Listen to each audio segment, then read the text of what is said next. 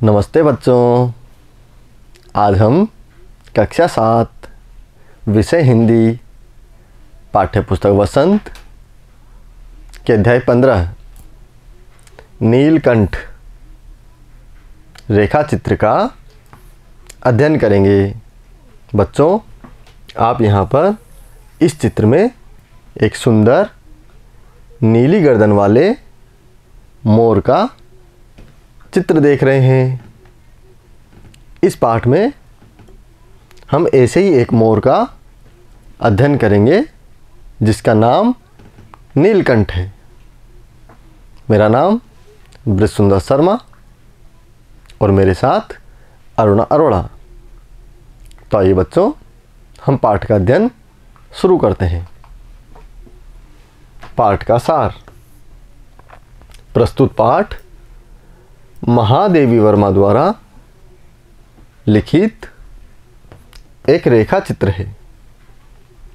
इसमें लेखिका ने अपने सभी पालतू पशु पक्षियों में से एक मोर, जिसे उन्होंने नीलकंठ का नाम दिया है, उसका वर्णन है। एक बार लेखिका अपने अतिथि को स्टेशन पहुंचाकर लौट रही थी तो बड़े मियाँ चिड़िया वाले के यहाँ से मोर मोरनी के 2 बच्चे ले आई। जब वे मोर के दोनों बच्चे लेकर घर पहुंची तो सबने कहा कि वो मोर की जगह तीतर ले आई है। दोनों पक्षी आज़ादी से लेखिका के पढ़ने लिखने के कमरे में घूमने लगे। थोड़े बड़े होने पर उन्हें जाली घर पहुंचा दिया गया। बच्चों, आप यहाँ पर इस चित्र में मोर के 2 बच्चे देख रहे हैं।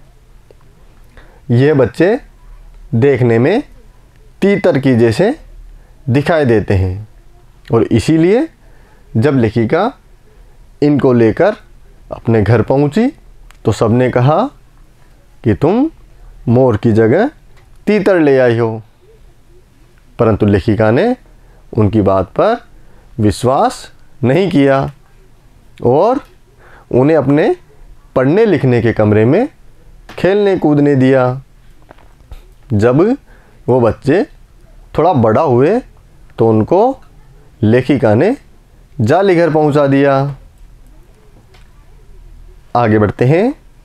धीरे धीरे दोनों बड़े होने लगे और सुंदर मोर मोरनी में बदल गए।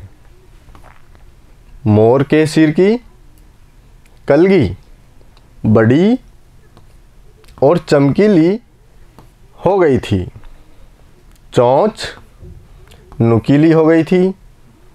गर्दन लंबी नीली हरे रंग की व पंखों में चमक आने लगी थी। मोर की नीली गर्दन के कारण उसका नाम नीलकंठ रखा गया था। तो बच्चों, यह हमने देखा कि मोर जब बड़ा हुआ तो उसके शरीर में कई परिवर्तन हुए, जैसे सिर की कलगी बड़ी और चमकीली हो गई, चोंच नुकीली हो गई और गर्दन नीले हरे रंग की सुंदर हो गई और पंखों में चमक आने लगी। उसकी नीली गर्दन के कारण उसका नाम लेखिका ने नीलकंठ रखा। आगे बढ़ते हैं। मोरनी का नाम राधा रखा था। लेखिका बताती हैं कि एक बार सांप को मारकर नीलकंठ ने खरगोश के बच्चे की रक्षा की थी। लेखिका को नीलकंठ का नाचना बहुत अच्छा लगता था। लेखिका की विदेशी महिला मित्रों ने मोर की मुद्राओं को अपने प्रति व्यक्त सम्मान समझकर उसे परफेक्ट जेंटलमैन की उपाधि दे दी थी। तो बच्चों, ये हमने देखा कि लेखिका ने मोरनी का नाम राधा रखा था और एक बार नीलकंठ ने खरगोश के बच्चे की रक्षा सांप से की थी और इसी कारण से नीलकंठ सबका चहेता बन गया था। और जब नीलकंठ नाचता था तो लेखिका बहुत खुश होती थी और लेखिका की विदेशी महिला मित्रों द्वारा नीलकंठ को परफेक्ट जेंटलमैन नाम दिया गया। आगे बढ़ते हैं। नीलकंठ और राधा को वर्षा ऋतु बहुत अच्छी लगती थी। एक दिन लेखिका बड़े मियाँ की दुकान से एक मोरनी लाई जो घायल थी, जिसके कारण वह डगमगाती हुई चलती थी। इसी वजह से उसका नाम कुब्जा रखा गया। कुब्जा नीलकंठ और राधा को एक साथ नहीं देखना चाहती थी। उसने चोंच मार मार कर राधा की कलगी और पंख नोच डाले और राधा के अंडे भी अपनी चोंच के प्रहार से तोड़ दिए। नीलकंठ इससे बहुत दुखी हो गया और 3-4 माह बाद अचानक एक दिन सुबह लेखिका ने नीलकंठ को मरा हुआ पाया। लेखिका ने उसे अपने साल में लपेटकर संगम में प्रवाहित कर दिया। एक दिन लेखिका की अल्सेशियन कुतिया के काटने के कारण कुब्जा की मौत हो गई, लेकिन राधा अभी भी नीलकंठ की प्रतीक्षा कर रही है और अपनी केका ध्वनि से नीलकंठ को बुलाती है। तो प्यारे बच्चों, ये हमने देखा कि जो कुब्जा थी वह नीलकंठ और राधा को एक साथ नहीं देखना चाहती थी और इसी कारण कुब्जा ने राधा की कलगी और पंख नोच डाले थे और उसके अंडों को भी चोंच के प्रहार से तोड़ दिया था और इसी कारण से नीलकंठ काफ़ी दुखी हो गया था।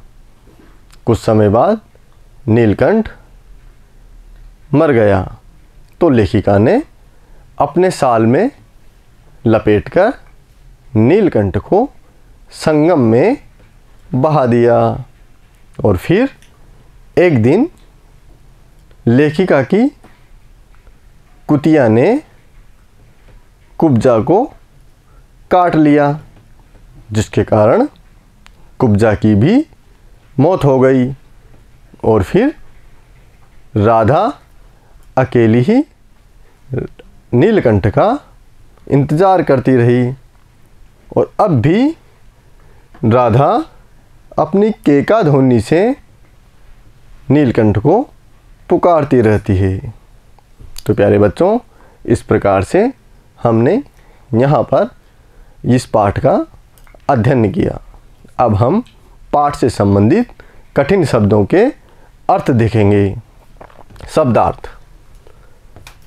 शब्द है अतिथि, अर्थ होगा मेहमान। अगला शब्द जाली घर, अर्थ होगा जालियों से बना घर। अगला शब्द मुद्राओं, अर्थ होगा भाव भंगिमाओं। अगला शब्द डगमगाती, अर्थ होगा लड़खड़ाती। अगला शब्द कुब्जा, अर्थ होगा कुबड़ी। अगला शब्द प्रतीक्षा, अर्थ होगा इंतजार। अगला शब्द केका, अर्थ होगा मोर की आवाज़। आगे बढ़ते हैं। प्रश्न संख्या 1। नीलकंठ पाठ को किसने लिखा है? बच्चों, सही उत्तर के लिए हमारे सामने यहाँ पर 4 विकल्प दिए गए हैं। पहला विकल्प है मन्नू भंडारी, दूसरा विकल्प महादेवी वर्मा, तीसरा विकल्प कृष्णा सोबती या चौथा विकल्प कोई नहीं। तो हमारा सही उत्तर होगा विकल्प संख्या 2 महादेवी वर्मा। आगे का प्रश्न देखते हैं। प्रश्न संख्या 2। सांप को मारकर नीलकंठ ने किसकी रक्षा की? पहला विकल्प गिलहरी की, दूसरा विकल्प कबूतर, तीसरा विकल्प खरगोश या चौथा विकल्प चूहा। तो हमारा सही उत्तर होगा विकल्प संख्या 3 खरगोश। आगे का प्रश्न देखते हैं। प्रश्न संख्या 3। रिक्त स्थान भरो। पहला प्रश्न, लेखिका रिक्त स्थान मियाँ चिड़िया वाले से मोर मोरनी के बच्चे लेकर आई।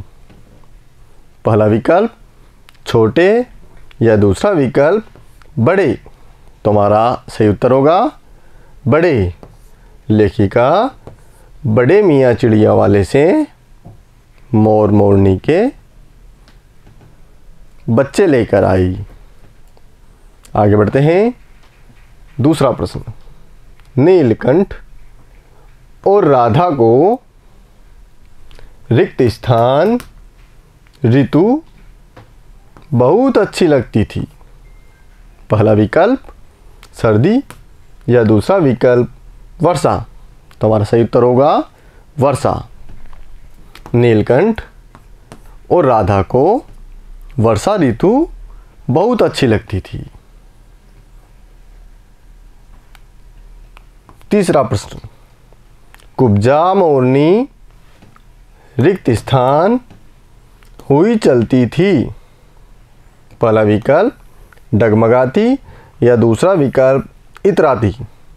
तो हमारा सही उत्तर होगा डगमगाती। कुब्जा मोरनी डगमगाती हुई चलती थी। आगे बढ़ते हैं। प्रश्न संख्या 4। विदेशी महिला मित्रों ने नीलकंठ को क्या उपाधि दी तथा क्यों? उत्तर है विदेशी महिला मित्रों ने नीलकंठ की मुद्राओं को अपने प्रति व्यक्त सम्मान समझकर उसे परफेक्ट जेंटलमैन की उपाधि दी थी। बच्चों समझ में? आगे का प्रश्न देखते हैं। प्रश्न संख्या 5। बड़े होने पर नीलकंठ के शरीर में क्या परिवर्तन आए? उत्तर, बड़े होने पर नीलकंठ के सिर की कलगी बड़ी और चमकीली हो गई, चोंच नुकीली हो गई, गर्दन लंबी नीले हरे रंगों की तथा पंखों में चमक आने लगी थी। उसकी नीली गर्दन के कारण ही उसका नाम नीलकंठ रखा गया था। तो प्यारे बच्चों, इस प्रकार से आज हमने यहाँ पर कक्षा 7 विषय हिंदी पाठ्य पुस्तक वसंत के अध्याय 15 नीलकंठ रेखा चित्र का अध्ययन किया। पाठ का सार, पाठ से संबंधित कठिन शब्दों के अर्थ, प्रश्नोत्तर यहाँ जाने आप लोग घर पर रहकर अपनी हिंदी विषय की नोटबुक में इन सभी प्रश्नोत्तरों को अवश्य लिखें और लिखित अभ्यास द्वारा इन्हें सीखने का प्रयास करें। धन्यवाद।